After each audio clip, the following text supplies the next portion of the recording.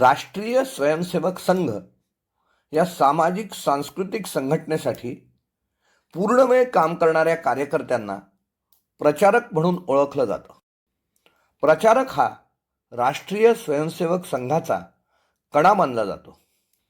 प्रचारकांचं जीवन अत्यंत साधं आणि शिस्तबद्ध असतं. असू आम्ही सुखाने पत्थर पायातील या व्हिडिओ मालिकेअंतर्गत संघ प्रचारकांची जीवनगाथा सांगणारे 96 व्हिडिओ आजवर प्रसारित झालेले आहेत. आज प्रसारित होणाऱ्या या 97व्या व्हिडिओत मी आपणाला स्वर्गीय विश्वनाथराव लिमये यांची ओळख करून देणार आहे. धन्यवाद. विश्वनाथराव लिमये सध्याच्या परिस्थितीत राष्ट्रीय स्वयंसेवक संघाची व्यापकता व सामर्थ्य संपूर्ण भारतात दिसून येत आहे. या अनुकूल वातावरणाचा पाया काही दशकांपूर्वी संघ प्रचारकांनी केलेल्या अपरिमित श्रमांनी व कष्टमय संघर्षातून रचला गेला आहे. अशाच धाडसी प्रचारकांच्या मालिकेतील एक अग्रगण्य नाव म्हणजे विश्वनाथराव लिमये. 1941 मध्ये गुरुजींच्या सूचनेनुसार त्यावेळचा तरुण विश्वनाथ राजस्थानमधील अजमेर येथे गेला.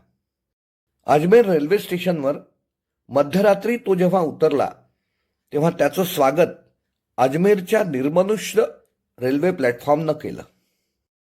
अजमेर रेल्वे स्टेशनच्या बाहेर एक हलवायाचं दुकान होतं. त्या हलवायाच्या दुकानातील भट्टीच्या उभेत रात्र घालवणाऱ्या विश्वनाथरावांचा संघ प्रवास आज आपण पाहणार आहोत. विश्वनाथराव लिमये. विश्वनाथराव लिमये हे गोंदियाचे. त्यावेळी गोंदिया भंडारा जिल्ह्यात होता. 1940 साली त्यांनी काशी विश्वविद्यालयातून औद्योगिक रसायनशास्त्र व तंत्रविज्ञानाची स्नातक पदवी मिळवली. 1941 साली त्यांच्या प्रचारक जीवनाला प्रारंभ झाला. सुरुवातीला काही काळ त्यांनी राजस्थानात अजमेर इथे संघाचं काम केलं. तेव्हा संघाच्या दृष्टीनं अजमेर दिल्ली प्रांतात होतं. प्रतिबंध काळानंतर लिमये यांची नियुक्ती उत्तर प्रदेशात करण्यात आली. तिथे त्यांनी बरेली व अन्य ठिकाणी 1970 सालापर्यंत संघ कार्याची जबाबदारी सांभाळली. काही काळ त्यांनी भारतीय मजदूर संघाचंही काम केलं. लिमये फार धार्मिक होते आणि त्यांचा कल अध्यात्माकडे होता. लेखनाचीही त्यांना आवड होती. त्यांनी लिहिलेल्या अनेक पुस्तकांचं प्रकाशन झालं आहे. 1970 नंतर विविध क्षेत्रात काम करताना लिमये गोंदियाच्या कार्यालयातच थांबायचे. आई वडिलांना भेटल्यावर स्वयंसेवकांच्या भेटीगाठी ते घेत असत. गोंदियाच्या संघ कार्यालयाची दशा फारशी चांगली नव्हती. पत्र्याचं छप्पर असलेलं मोडकं कार्यालय होतं ते. त्यांनी कार्यालयाचा नवीन नकाशा तयार केला. त्यात संडास, बाथरूम, हॉल आदी सर्व व्यवस्था होती व यासाठी 1,25,000 एवढा खर्च येणार होता. सर्व स्वयंसेवकांनी धनसंचय केला. पुरेसे पैसे जमले आणि कार्यालयाचं काम व्यवस्थित पार पडलं.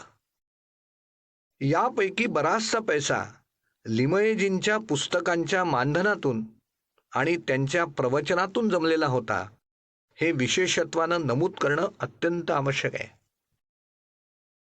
संन्यस्त जीवन जगत असल्यानं पुढे त्यांनी आपला वेशही संन्याशाला शोभेल असाच केला. गोंदियाचं सध्याचं संघ कार्यालय हे त्यांचं चिरस्मारक आहे. अध्यात्म अंगी भिनलेल्या या समर्पित संघ प्रचारकाला अर्थात विश्वनाथराव लिमये यांना विनम्र अभिवादन. विनम्र अभिवादन. विनम्र अभिवादन. हा लेख राम टोळ यांनी लिहिलेला आहे. हा लेख मला संघ गंगोत्री या विवेक प्रकाशननं प्रकाशित केलेल्या ग्रंथातून प्राप्त झालेला आहे.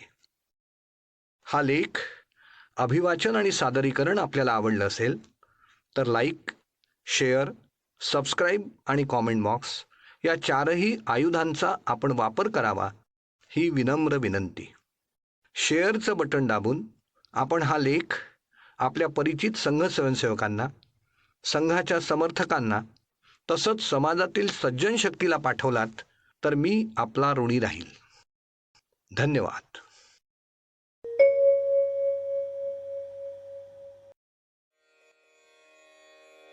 आयुष्यातील मोठा पल्ला सहजपणे संघाला दिधला.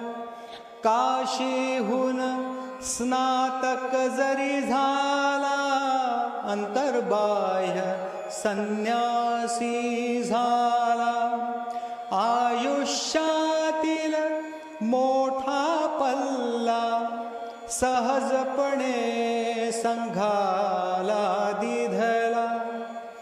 अजमेर बरेली कर्मभूमी प्रचारकी हृदयाने केली. श्रमजीवींच्या संघटनेचा सक्षमतेने भार वाहिला. आयुष्यातील मोठा पल्ला सहजपणे संघाला दिधला. अध्यात्माची वाट धरूनी लेखन वाचन प्रवचन केले. उभारिले कार्यालयन मग स्वधन वाहिले त्या खर्चाला. आयुष्यातील मोठा पल्ला सहजपणे संघाला दिधला.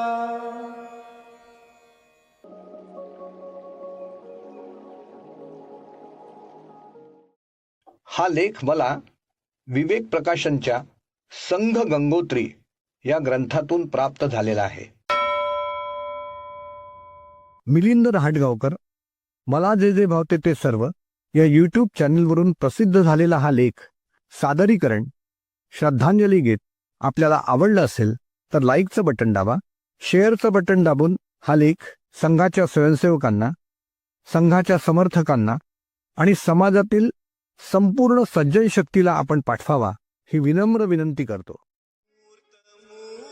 मूर्तिमंत तुझ समान हो दे, तुझ समान हो दे.